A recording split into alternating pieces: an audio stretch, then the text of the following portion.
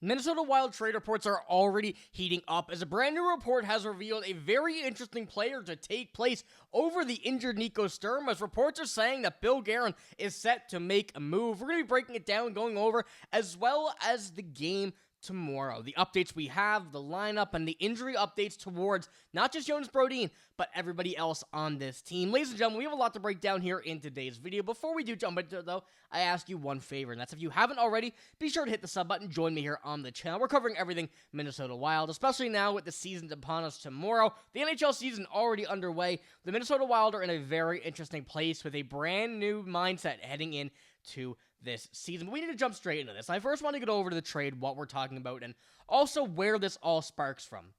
And I first want to jump into this whole report stemming here from the NHL Rumor Report, courtesy of Chris Johnson.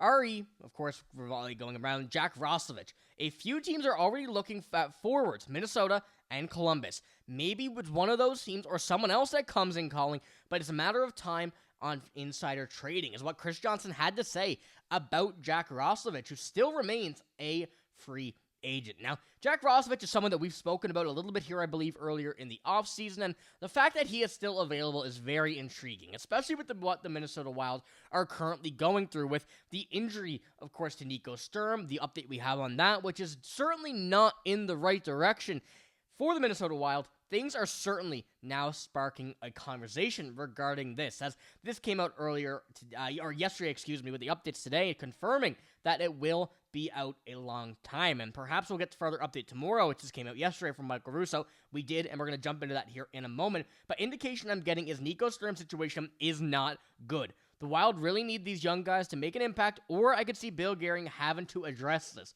At least they have the cap space, and that end part there from Michael Russo, as I mentioned in yesterday's video, is really the most intriguing part of this, knowing that the Minnesota Wild, from the internal side of things, don't really have what they're looking for to replace a guy like Nico Sturm.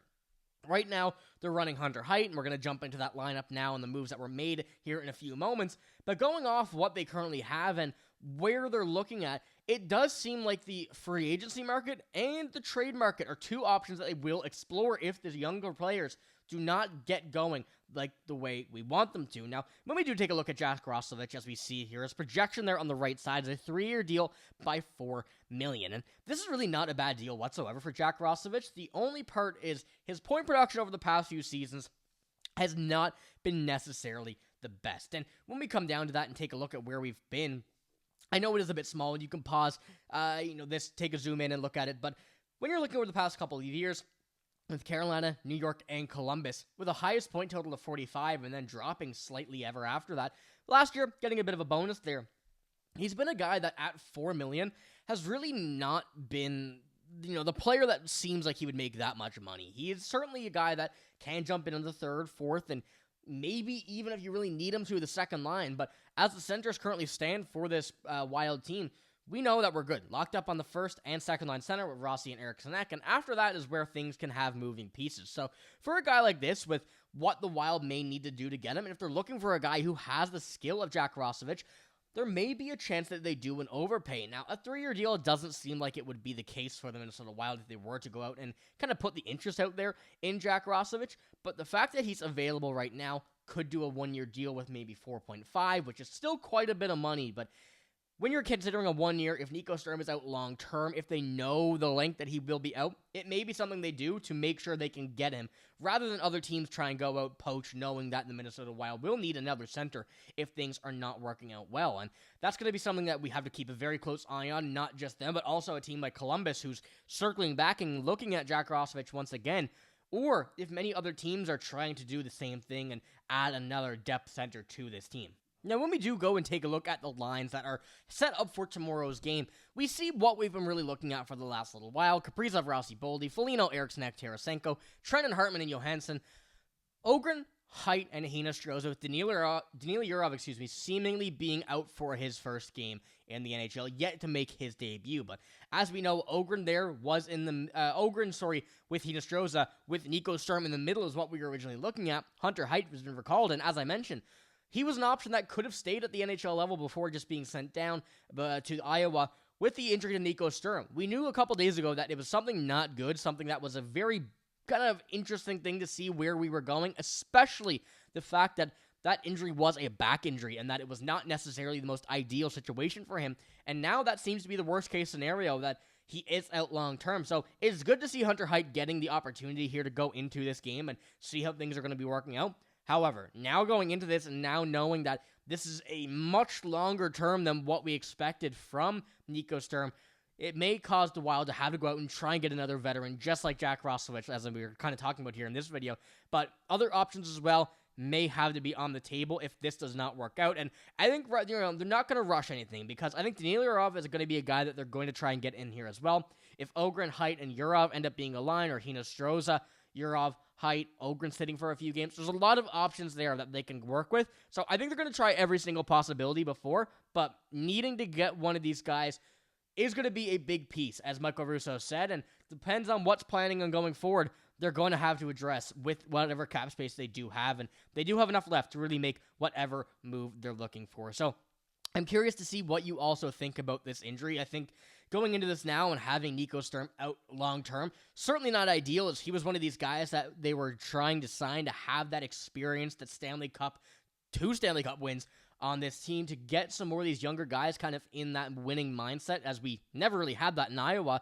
So this is a huge loss, not just on the ice, but also for the mentality and the kind of the development of some of these younger players. And now it's all on the Wild to really get things going once again here and see how things are going to work out and really evolve over the coming, days and weeks, with Nico Sturm being out for quite some time. And before we do jump on to Jonas Brodin, we do have a tweet here coming up from Michael Russo regarding Nico Sturm. It says, Nico Sturm will miss a significant amount of time. John Hynes confirms. Sounds like Yurov won't be playing tomorrow, but Hynes didn't commit to that. So there's still a chance that we do see Danila Yurov in the lineup tomorrow. But over the next couple of days, you can certainly almost say he will make his debut for this Minnesota Wild team, with the plan that they have on this fourth line and seeing how things can evolve, and also even throwing in a mix of some third-line players in there and maybe moving up. There's a lot of moving parts right now, and John Hynes is going to have to really lock in on this and see how things are going over the first couple of games. And tomorrow's going to be a good opportunity to see what the opening day lineup will be, and officially confirm what it may be with Danila Yurov in or out. But with that as well, there is another injury update regarding Jonas Brodin, and this one's a very good one, luckily. And this comes from, what we were seeing the other day and coming out about the whole plan from this Wild team. John Hynes and Jonas Brodin are wrapping up a long conversation. Regular colored sweater for Brodin, which is very, very good.